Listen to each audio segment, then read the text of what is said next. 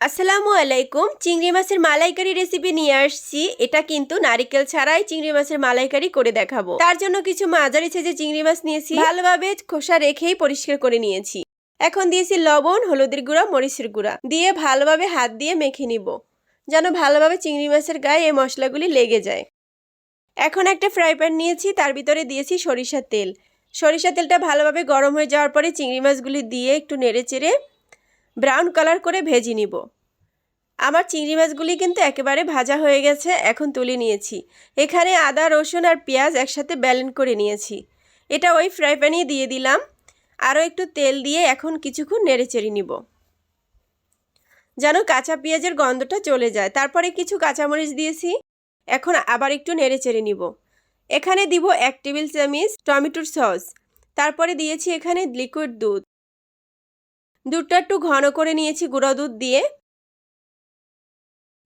এখানে শুধু গরুর দুধ দিতে গেলে এত টেস্টি হবে না, তাই এখানে গুঁড়ো দুধ মিক্স করে নিতে হবে। এখন চিংড়িগুলো দিয়ে দিলাম, দিয়ে ভালোভাবে নেড়েচেড়ে নিব।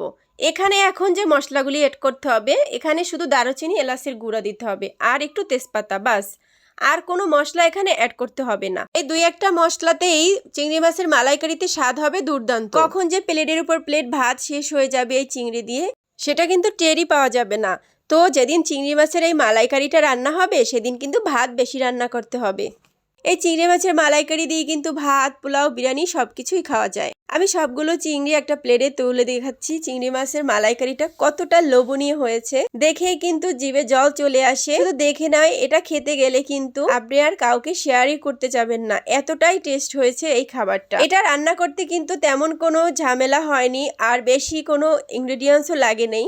হাতের কাছে থাকা অল্প কিছু ইনগ্রেডিয়েন্টস দিয়েই কিন্তু এই পারফেক্ট চিংড়ি মাছের মালাইকারিটা করে দেখালাম। আমার রেসিপি ফলো করলে আপনারাও কিন্তু চোখ বন্ধ করে এটা করতে পারবেন, আর আমি গ্যারান্টি দিতে পারবো, একবার যদি এই রেসিপিটা আপনারা করে খেয়ে দেখেন, তাহলে কিন্তু বারবারই এই রেসিপি করে থাকবে। এই ছিল আজকের মতো। আল্লাহ হাফেজ।